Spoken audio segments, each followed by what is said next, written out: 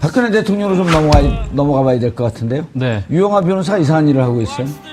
변호사 모집 광고를 냈죠. 아, 예, 그랬죠. 예. 그 뭐 변호사단 내부에서도 지금 뭐 손발이 안 맞나느니 아니면 뭐 이런저런 얘기가 나오고 있는데 뭐 특히 뭐 손범규 변호사가 뭐 접견을 신청했다는 것도 자기한테 알리지 않았다라고 되게 뭐 불쾌감을 표하는 말도 했다고 그러니까 해요. 유영하 변호사가 접견 신청한 거를 손범규 변호사가 공동 변호인이잖아요. 예, 몰랐다. 자기가 손범규가. 몰랐다. 네. 손범규 변호사는 검찰 조사받으러 갈 때 네. 검찰 조사에 성실히 임하겠다. 라고 하는 얘기도 나중에 언론에 나온 거 보면 그렇게 메시지가 나갈 줄 몰랐다. 네. 그때도 그랬단 말이에요.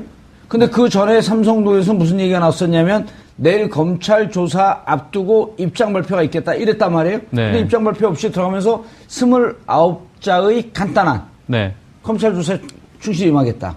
그럼 나중에 손범규 변호사가 뭐라 그런 거 아니에요, 그거 갖고? 뭐 그렇죠. 그때도 손발이 안 맞았던 건데. 네, 뭐 계속 손발이 안 받고 있는 것 같고, 근데 뭐 지금 박근혜 전 대통령은 어쨌거나 유영하 변호사를 굉장히 좀 신뢰를 하고 있는 듯이 뭐 접견도 계속 유영하 변호사가 하고, 그리고 또 유영하 변호사 최근에 뭐 자기 법률사무소에 뭐 3년 미만 변호사를 채용을 한다고 그렇게 공고를 냈다고 하네요. 그래서 뭐 이게 뭐 뭐랄까 하여튼 집사 변호사라는 말이 있다고 하는데 예. 뭐 이것도 이 사실이 알려지면서 좀 단어가 떠올랐던 단어인데, 그러니까 일종의 뭐 박근혜 전 대통령이 구치소에 있지 않습니까? 예. 그러니까 이분이 면회를 할 수가 있잖아요. 뭐 9시부터 6시까지 면회를 하면은 그 방에서 나올 수가 있는 건데, 그 뭐 그렇게 이제 면회를 하면서 그 숨 쉴 수 있는 공간을 주고 뭐 잔심부름을 하기 위한 그런 변호사를 채용하는 거 아니냐. 예. 뭐 이런 보도들이 나오고 그러더라고요. 이게 좀 유영하 변호사만 면회를 하고 있잖아요. 네, 그렇죠. 손범규 변호사도 지금 면회를 안 하고 있잖아요. 안 하는지 못 하는지. 그렇죠. 예. 근데 제가 취재하고 제가 들은 정보에 따르면 지금까지는 별로 고통스럽지 않다. 그리고 잘 지내고 있다. 이렇게 얘기가 나오고 있단 말이에요. 네. 그리고 교도소에서의 정식 호칭은 대통령님이라고 하기로 했다고 하고, 네. 그리고 박근혜 전담반에서 7명 내지 8명 여자 교도관을 배치했다고 하고, 네. 이건 언론에 안 나온 겁니다. 그거 나왔어요. 나왔어요? 네. 깜짝이야. 다 나왔어요? 네, 다 나온 얘기예요. 예. 별로 중요한 게 아니네요. 아니, 중요한 얘기죠. 왜냐면 여자 교도관 7명을 전담 배치한다는 거는 한 명에 대해서 사실은 과잉이죠. 그렇지만 뭐 어쩔 수 없는 부분이 있으니까. 그건 이제 받아들일 교도소장 수밖에 없죠. 재량이니까요. 그렇죠. 예. 근데 일반적으로는 보통 두 명 정도가 이제 이렇게 맞는 게 맞죠. 자, 그런데 유영하 변호사가 이거 왜 그랬을까요? 그 3년 미만 경력 소속 변호사 모집이요? 예. 그거는 제가 봤을 때는 급여를 조금 주려고 그런 것 같은데요. 3년 미만의 경력 소속 변호사라고 하는 거는 기본적으로 로스쿨 수료하신 분들을 얘기하는데요. 기본적으로는. 예. 그분들의 이제 급여가 예전보다는 많이 낮아졌기 때문에 이 임금 수준이. 그러니까 어디에 쓰려고? 뭐 여러 가지 이제 잡일을 시키시겠죠. 뭐 서면 수습게 하고 뭐 잡일을 시키려고. 접견도 가게 하고 뭐 근데 접견은 아마 본인이 그냥 독점적으로 대통령에 대해서는 할 것 같고 나머지 사무실 관련된 여러 가지 일을 시키려고 하는 거 아닐까 생각이 들어요. 뭐 만약에 필요하다면 서면 작업도 시키고 뭐도 시키고 하려고 하겠죠. 언론에 안 나온 얘기 하나 해드릴까요? 네. 사람들 못 보고 이렇게 커튼 치고 있대요. 누가요? 대통령님이? 예, 대통령 그 방에 방 주위에다가 못 보게 지나가다. 그렇죠. 차단막 같은 거 해놨죠. 그거 나오지 않았어요? 그것도 또 나왔어요? 예. 그게 이제 그건 안 이렇게 돼 나왔어요. 있어요. 여사동이 서울구치소에는 여사동이 2개가 있어요. 예.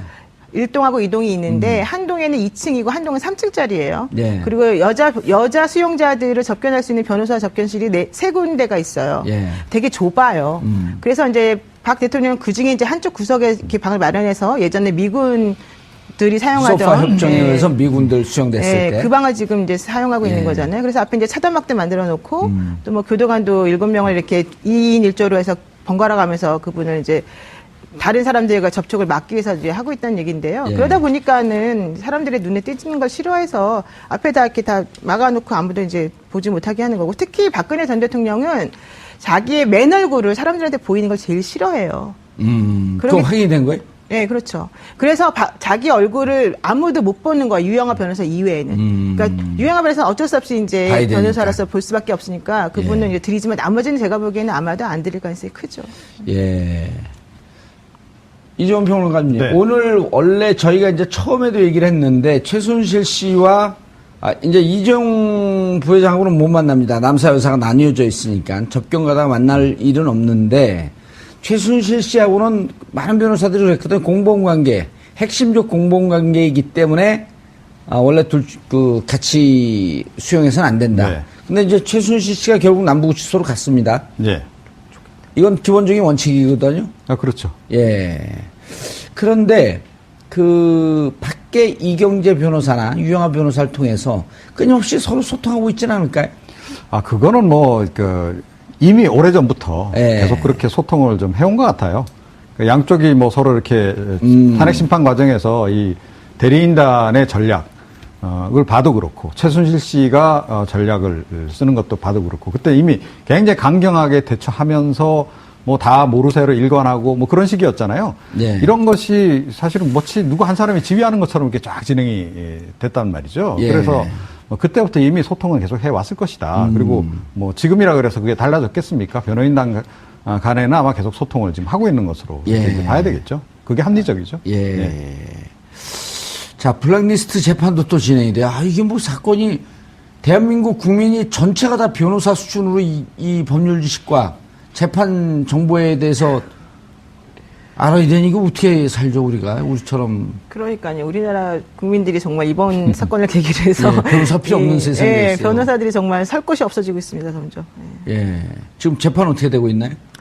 김기춘, 조윤선. 블랙리스트 재판이 사실은 되게 중요한데 예. 그동안에 이제 계속 모르쇠로 일관을 해왔었는데 어제 나온 기사에 의하더라도 조윤선 전 장관 같은 경우에는 본인이 정무수석으로 그때 들어오면서 전임자로부터 브리핑을 받는데 처음에 웃고 있다가 나중에는 얼굴 표정이 굳어졌다는 얘기잖아요. 블랙리스트 관리 얘기를 듣고 특히 그것을 대통령이 직접 챙겼다 이런 얘기까지 들으면서 우리가 이런 것까지 해야 되냐 이런 얘기도 했었다는 거예요. 조윤선 장관이? 예, 그러니까 근데 이제까지 왜 부인하고 그러니까 있었어요? 그동안 부인했던 것에 이제 빼도 박도 못할 증거들이 그렇게 나와서 어허. 이제 아마 오늘 재판에서도 그런 것들을 들이대게 되면 좀 신경의 변화를 일으킬 수도 있다 이런 누가요? 조윤선 전 장관이. 그리고 또 하나는 조윤선. 지금 그 진술은 조윤선 장관이 했다는 게 아니에요? 한 게 아니죠. 다른 사람이 이제 어제 다른 사람이 한 거고.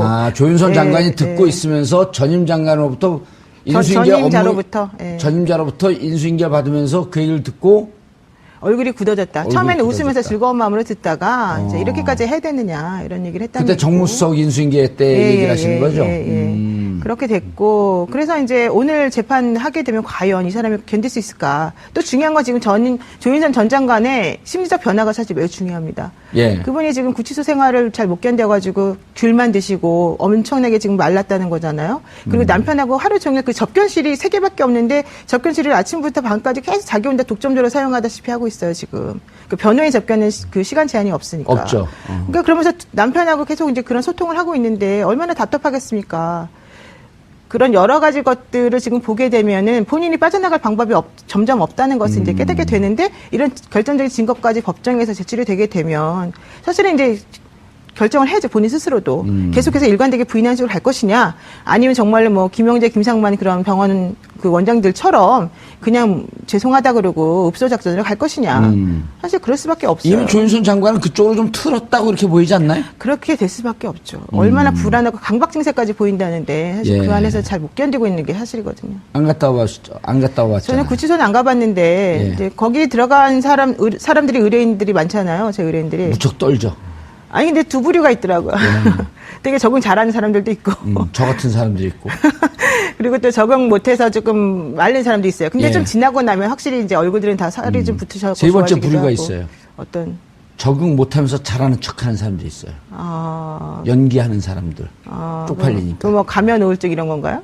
가면성 우울증이요? 아니 참는 거죠. 참아요? 무너지면 지금 죽는다고 보고. 근데 이제 조윤선 장관 같은 경우는 정말 무너진 제가 거죠. 보기엔 무너지고 있어서 예. 좀 걱정스러운 부분이 사실 있어요. 기자들 통해서 이종훈 평론가님 네. 기자들 통해서 듣는 얘기는 정신 상태가 심각하게 무너졌다 이렇게 보도가 나오거나 혹은 정보가 이렇게 들어오고 있거든요. 아니, 그러니까 조윤선 전 장관은 지난번에 그 청문회 할 때 우리가 확인했잖아요. 예. 계속 이렇게 몰아세우면 예. 실토를 한다는 거죠. 예, 그래서 참 행복하게 말씀을 하시죠. 소위 말하는 이른바 그 멘탈이 예. 그렇게까지 강한 인물이 캐릭터가 못 된다. 그래서 그런데도 지금 갇혀 있죠. 게다가 이분이 또 얼마나 외모에 신경을 많이 쓰시는 분입니까? 이 피부 관리 굉장히 신경을 많이 쓰시거든요. 조금 위험합니다. 박근혜 전 대통령 못지않게 예. 굉장히 그런 쪽에 신경을 많이 쓰는 걸로 알려져 있는 분인데 예. 그런 것도 못하지. 그러니까 여성으로서 그런 스트레스가 엄청날 거예요 아마. 예. 그런 것 때문에 아마 더욱더 지금 굉장히 좀 심리 상태가 불안정할 거다. 노영희 변호사님, 네. 마지막 결정적 질문. 하지 마세요. 아니요, 법률 질문. 아, 예, 왜냐하면 알겠습니다. 예. 조윤선 두 부류가 지금 남아 있는 거예요. 김기춘 끝까지 모른다. 조윤선 장관 사실은 했습니다. 대통령 지시로 했습니다. 그리고 인정하고 잘못했습니다. 라고 갔을 경우에 직권남용이란 말이에요, 이게. 물론 기본적으로 특검에서 헌법 정신을 위배한 것이다라고 아주 높은 법률 철학적 얘기를 했지만 법은 싸잖아요, 이게. 직권남용 5년 이하의 징역. 네, 되게 형량에서 약간 예, 10년 이하의 자격정지. 1,000만 원 이상의 벌금. 이하의 벌금. 이하의 벌금. 그게 싸단 말이에요, 이게. 그럼 인정하게 되면 조윤선 장관 같은 경우는 형이 집행유예 나올 가능성이 높은데. 나와야 되겠죠, 사실. 근데 김기춘 실장 같은 경우는 부인한단 말이에요. 그럴 경우 집행유예로 못 나오지 않습니까? 이제 집행유예 해주는 조건이 예. 기본적으로 본인이 이제 정말 예, 범죄 인정하고. 저질렀다면 범죄한 사실을 인정하고 진정하게 뉘우치고 이래야 되잖아요. 개전의 정이 있는 게 또 예. 중요하고. 그런데 만약에 조윤선 전 장관 같은 경우에 죄송하다. 내가 나중에 알았는데 박근혜 전 대통령을 좀 보호해야 된다는 생각 때문에 그런 식으로 잘못된 말을 하게 되었다라는 식으로 지금 얘기가 나오게 되면 또 그럴 수 있죠. 근데 지금 국회에서의 그 증언 및 뭐 그 감청에 관한 법률인가 그거의 예. 위반이잖아요. 지금 예. 그분들이 다 위증했다는 아직 혐의로. 고발했는지 안 했는지, 그것도 네, 고발했네요. 고발했잖아요. 고소를 네, 예, 그래서 그- 그게 1년에서 10년 사이에 그 징역형을 선고하게끔 되어 있는 범죄거든요. 예. 근데 사실 이제 그걸 따지면 같이 한 사람에 대해서 여러 가지 범죄 혐의가 들어가 있는 거기 때문에 반드시 5년 이하만 들어가는 건 아니니까 세질 수는 있어요. 예. 그렇지만 그럼에도 하지만- 불구하고 집행유예는 가능하죠. 아니요, 김기춘. 김기춘 전 인정을 안할 김기춘 전 실장 같은 경우에 또 끝까지 인정 안 할지는 사실 몰라요. 그분도 사실은 대통령이 시켰다라는 식의 말을 조금 했어요. 했죠. 예, 그래서 이분이 재판이 사실 지금 시작한 지가 오늘인가가 지금 첫 번째 날 아니겠습니까? 그러니까 앞으로 어떻게 전개될지는 모르고 그래, 그렇게 전제로 끝까지 부인했을 경우에. 끝까지 부인한다 그러면 사실 집행유예 해주기는 어려울 수도 있죠.